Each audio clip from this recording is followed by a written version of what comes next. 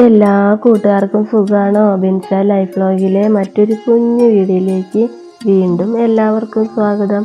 ഏട്ടൻ വന്നിട്ടുണ്ടായിരുന്നു. അപ്പോൾ ഏട്ടന് പനിയൊക്കെ ആയിരുന്നു. പനിയൊക്കെ മാറി വന്നപ്പോൾ ആൾക്കൊരു നാടൻ കോഴീനെ പുഴുങ്ങി വറുത്ത് കഴിക്കണമെന്ന് ആൾക്കൊരാഗ്രഹം. അപ്പം ഞങ്ങൾ തെക്കുംപാടത്ത് പോയിട്ട് നമ്മുടെ നാടൻ കോഴീനെ വളർത്തുന്ന സ്ഥലമാണ് കേട്ടോ ഇത്. ഇവിടെ നമ്മൾ കോഴീനെ ഇങ്ങനെ അഴിച്ചു വിട്ടേക്കാണ്. പിടിക്കാൻ ഭയങ്കര പാടാണ്. ഞാനും അമ്മയും കൂടെ ഒരുപാട് ഓടി നടന്നിട്ടാണ് ഒരത്തിനെ പിടിച്ചത്. നമ്മളുടെ നാടൻ കോഴികളൊക്കെ ഒരുവിധം കഴിയാറായിട്ടുണ്ട്. ഇനി നമുക്ക് വേറെ കുഞ്ഞുങ്ങളെ മേടിച്ച് വളർത്തണം. ഈ കോഴികളൊക്കെ കഴിയുമ്പോഴത്തേക്കും ആ കുഞ്ഞുങ്ങളെ വളർന്ന് കിട്ടണം നമുക്ക്. എന്നാലാണ് നമുക്ക് ഇവിടെ കൊടുക്കാൻ പറ്റുള്ളൂ. അപ്പം നമ്മളൊരു കോഴിനെ കഷ്ടപ്പെട്ട് പിടിച്ചിട്ടുണ്ട്. ഇനി അതിനെ നമുക്ക് കൊന്ന് തൊലി പൊളിച്ചെടുക്കാം. തൊലി പൊളിക്കുകയാണ് ചെയ്യണത്. ശരിക്കും പറഞ്ഞു കഴിഞ്ഞാൽ നാടൻ കോഴീനെ തൊലി പൊളിക്കാണ്ട് ചൂടുവെള്ളത്തിൽ മുക്കി പപ്പ് വലിച്ചാലാണ് നല്ലത്. പക്ഷേ ഇപ്പം ഞങ്ങൾക്ക് നേരമില്ലാത്ത കാരണം ഞങ്ങൾ തൊലി പൊളിക്കുകയാണ് കേട്ടോ. ഒറിജിനൽ നാടൻ കോഴി കാരണം ഇതിനധികം ഇറച്ചിയൊന്നും ഉണ്ടാവില്ല, എല്ലായിരിക്കും കൂടുതൽ. എൻ്റെ അടുത്ത് കോഴീനെ കൊല്ലുന്ന വീഡിയോ ഇടുമെന്ന് ചോദിച്ചിട്ടുണ്ടായിരുന്നു. പക്ഷേ ഞാൻ കോഴീനെ കൊല്ലണത് മാത്രം വീഡിയോ എടുത്തിടില്ല കേട്ടോ. ഏട്ടൻ പറയാറുണ്ട് കോഴീനെ കൊല്ലണ വീഡിയോ മാത്രം ഇടരുത്, ബാക്കിയുള്ള വീഡിയോകളൊക്കെ എടുത്തിട്ടോ എന്ന്. അതുകൊണ്ടാണ് ഞാൻ വീഡിയോ ഇടാത്തത്. പിന്നെ അങ്ങനെ ഇടണത് ശരിയല്ലല്ലോ. അതുകൊണ്ടാണ് കേട്ടോ. എല്ലാവരും എന്നോട് ക്ഷമിക്കണം. പിന്നെ എല്ലായിടത്ത് ചോദിച്ചിട്ടുണ്ടായിരുന്നു ഡെയിലി വീഡിയോ ഇടുമോ എന്ന്. ഡെയിലി വീഡിയോ ഇടണം എന്നാണ് എൻ്റെ ആഗ്രഹം. പക്ഷേ എൻ്റെ തിരക്കുകളൊക്കെ കാരണം എനിക്കത് സാധിക്കാറില്ല. അതുകൊണ്ട് ഒന്നരാടം ദിവസമെങ്കിലും ഞാൻ വീഡിയോ ഇടാൻ ശ്രമിക്കാം. അങ്ങനെ നമ്മുടെ നാടൻ കോഴി തൊലിയൊക്കെ പൊളിച്ച് കഴിഞ്ഞ് നമ്മൾ കുടലൊക്കെ ചോർത്തി കളയാണ്.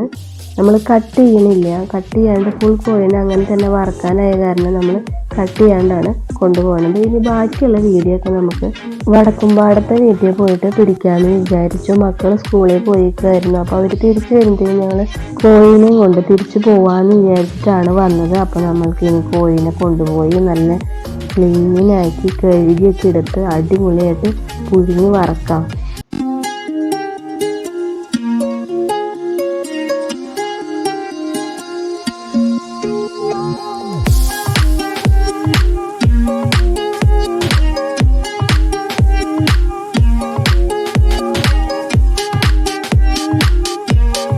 നമ്മുടെ ചിക്കനൊക്കെ നല്ല ക്ലീനായിട്ട് കഴുകി വെച്ചതിന് ശേഷം നമുക്ക് അതിലേക്ക് അരപ്പ് തേക്കാനായിട്ട് ഇഞ്ചി, പച്ചമുളക്, വെളുത്തുള്ളിയൊക്കെ ഇട്ടിട്ട് നന്നായിട്ട് പേസ്റ്റ് ആക്കി എടുക്കണം. ഇതിലേക്ക് തന്നെ നമുക്ക് നന്നായിട്ട് മിക്സായിട്ട് കിട്ടാൻ വേണ്ടിയിട്ട് 1 ടീസ്പൂൺ മുളക് പൊടി, 1/4 ടീസ്പൂൺ മഞ്ഞൾപ്പൊടി, 3 ടേബിൾ സ്പൂൺ മസാല, ആവശ്യത്തിനുള്ള ഉപ്പും കൂടെ ചേർത്ത് 1 ടീസ്പൂൺ കാശ്മീരി മുളക് പൊടിയും കൂടി ഇട്ടിട്ട് അതിലേക്ക് ഒരു ചെറുനാരങ്ങ പിഴിഞ്ഞൊഴിച്ച് കുറച്ച് വെളിച്ചെണ്ണയും കൂടെ ഒഴിച്ച് നന്നായിട്ട് മിക്സിയിൽ പേസ്റ്റാക്കി എടുക്കാം. അരപ്പ് മുഴുവൻ പേസ്റ്റാക്കി എടുത്തതിലേക്ക് നമുക്കൊരു 2 ടേബിൾ സ്പൂൺ കുത്തുമുളകും 2 ടേബിൾ സ്പൂൺ കോൺഫ്ലവറും കൂടെ ചേർത്ത് നന്നായിട്ട് മിക്സ് ചെയ്യാം. ഇതെല്ലാം നന്നായിട്ട് മിക്സ് ചെയ്ത് വെച്ചതിന് ശേഷം ഉപ്പ് പോരാൻ തോന്നുകയാണെങ്കിൽ കുറച്ചും കൂടി ഇട്ട് കൊടുക്കണം. പിന്നെ നമുക്ക് കുറച്ച് കറിവേപ്പിലയും കുറച്ച് മല്ലിയിലയും കൂടെ അതിൽ വെട്ടിയിട്ടിട്ട് നന്നായിട്ട് മിക്സ് ചെയ്യുക. എന്നിട്ട് നമുക്ക് കഴുകി വെച്ചിട്ടുള്ള ചിക്കനിൽ ഇത് നന്നായിട്ട് തേച്ച് പിടിപ്പിക്കാം.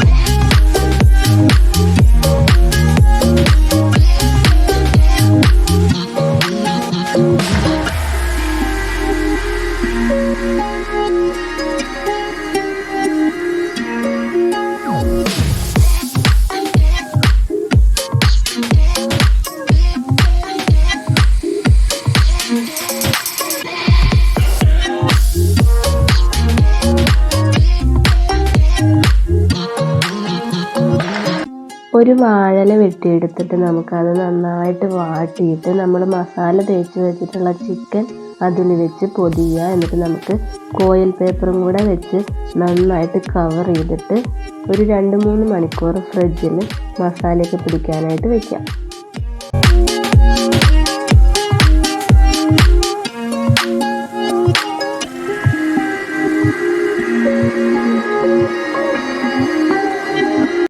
ചിക്കനിൽ മസാല പിടിച്ച് വരാൻ കുറേ ടൈം എടുക്കും. അപ്പോൾ നമുക്ക് ഇന്നാൾ ഉണ്ടാക്കി വെച്ച എള്ളുണ്ടിയൊക്കെ കഴിഞ്ഞായിരുന്നു. അപ്പോൾ കുറച്ച് എള്ളുണ്ടി ഉണ്ടാക്കാമെന്ന് വിചാരിച്ചു. ഒരു 4 അച്ച് ശർക്കര എടുത്ത് ഒരുക്കാൻ വെച്ചിട്ട് ഒരു പാൻ അടപ്പത്ത് വെച്ചിട്ട് നമുക്കൊരു 3 നാളികേരം വറുത്തെടുക്കാം. ഒരുപാടൊന്നും ഡ്രൈ ആയിട്ട് നാളികേരം വറുത്തെടുക്കേണ്ട ആവശ്യമില്ല. അതിലത്തെ വെള്ളം ഒന്ന് ചെറുതായിട്ട് വറ്റി വരുന്ന വരെ വറുത്തിട്ട് നമുക്ക് ആവശ്യത്തിനുള്ള എള്ള് അതിലേക്ക് ഇട്ട് കൊടുക്കുക. എള്ള് നന്നായിട്ടൊന്ന് ഇളക്കി കുറച്ച് കഴിയുമ്പോൾ എള്ള് നല്ല കടുക് പൊട്ടുന്ന പോലെ പൊട്ടാൻ തുടങ്ങും.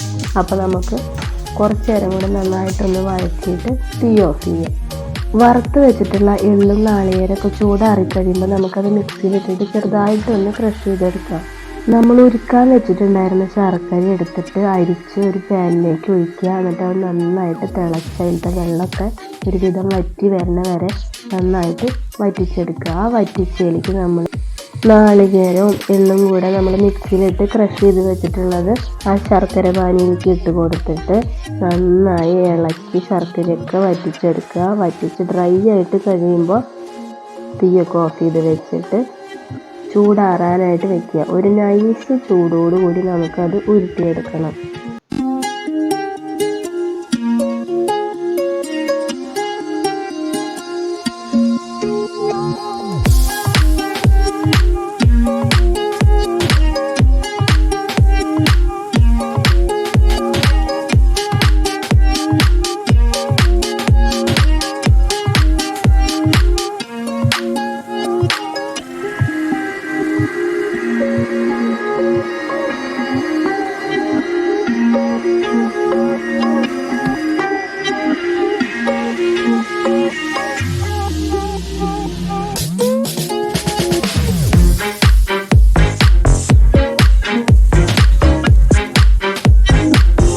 അങ്ങനെ നമ്മൾ എള്ളുണ്ടി ഉണ്ടാക്കലൊക്കെ കഴിഞ്ഞപ്പോഴത്തേക്കും നമ്മുടെ ഫ്രിഡ്ജിൽ വെച്ചിട്ടുള്ള ചിക്കൻ എടുത്ത് ആവിയിൽ പുഴുങ്ങാനായിട്ട് നമുക്ക് ഇഡ്ഡലി ചെമ്പിൽ വെച്ച് പുഴുങ്ങിയെടുക്കാം.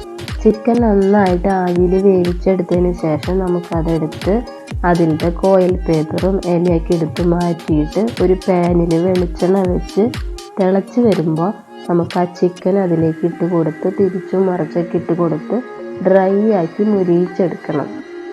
ചിക്കനൊക്കെ നന്നായിട്ട് ഡ്രൈ ആയിട്ട് മുരിഞ്ഞ് വരുമ്പോഴത്തേക്കും നമുക്കതിലേക്കുള്ള ഡെക്കറേറ്റ് ചെയ്യാനായിട്ട് കുറച്ച് സവോളയും കാബേജും കുറച്ച് കുക്കുംബറും പിന്നെ ഒരു ക്യാരറ്റും കൂടെ നന്നായിട്ട് കുരുകുരാന്നിന് അരിഞ്ഞെടുത്തിട്ട് അരിഞ്ഞ് വെച്ചതിലേക്ക് നമുക്കൊരു 1/4 ടീസ്പൂൺ മുളക് പൊടി കുറച്ച് ഉപ്പും കൂടി ഇട്ടിട്ട് നന്നായിട്ട് തിരിഞ്ഞിട്ട് അതിലേക്കൊരു നാരങ്ങ പിഴിഞ്ഞ് വെച്ചിട്ട് നന്നായിട്ട് മിക്സ് ചെയ്ത് വയ്ക്കുക.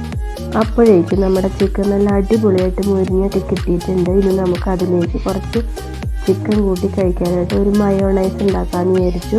അതിന് നമുക്ക് 2 മുട്ട എടുക്കുക. മുട്ടയുടെ വെള്ള മാത്രം എടുത്തിട്ട് 1/4 ടീസ്പൂൺ പഞ്ചസാര ഒരു നുള്ളു ഉപ്പും കൂടി ഇട്ടിട്ട് ഒരു 3-4 അല്ലി വെളുത്തുള്ളി നന്നായിട്ട് കുരുകുരാന്ന് അരിഞ്ഞതും കൂടി ഇട്ട് കൊടുക്കുക. എന്നിട്ട് ഒരു ചെറുനാരങ്ങ പിഴിഞ്ഞൊഴിച്ചിട്ട് ചെറുനാരങ്ങ പിഴിഞ്ഞൊഴിക്കുമ്പോൾ അതിൽ കുരു ഉണ്ടാവാൻ പാടില്ല കേട്ടോ. എന്നിട്ട് നമുക്ക് അതിലേക്ക് കുറേശ്ശെ ഓയിൽ ഒഴിച്ച് കൊടുത്ത് മിക്സിയിലിട്ട് അടിച്ചെടുത്ത് കഴിഞ്ഞാൽ നമ്മുടെ സൂപ്പറായിട്ട് നല്ല തിക്കായിട്ടുള്ള മയോണൈസ് നമുക്ക് കിട്ടും. അപ്പോൾ നമ്മുടെ ചിക്കനിലേക്കുള്ള മയോണൈസ് റെഡിയായി. അങ്ങനെ നമ്മുടെ ഇന്നത്തെ സ്പെഷ്യലായിട്ടുള്ള നാടൻ കോഴി ഫുള്ള് അങ്ങനെ തന്നെ ഫ്രൈ ചെയ്തെടുത്തതും നമ്മൾ കട്ട് ചെയ്ത് വെച്ചിട്ടുള്ള വെജിറ്റബിൾസും പൊറോട്ടയും മയോണൈസൊക്കെ റെഡി ആയിട്ടുണ്ട്. അപ്പോൾ ഇന്നത്തെ എൻ്റെ വീഡിയോ എല്ലാവർക്കും ഇഷ്ടപ്പെടുകയാണെങ്കിൽ ഒന്ന് സബ്സ്ക്രൈബ് ചെയ്യാനും ലൈക്ക് ചെയ്യാനും ഷെയർ ചെയ്യാനും കമൻറ്റ് ചെയ്യാനും മറക്കരുത്. അപ്പോൾ അടുത്തൊരു വീഡിയോ ആയിട്ട് വരുന്നത് വരെ എല്ലാവർക്കും ബൈ.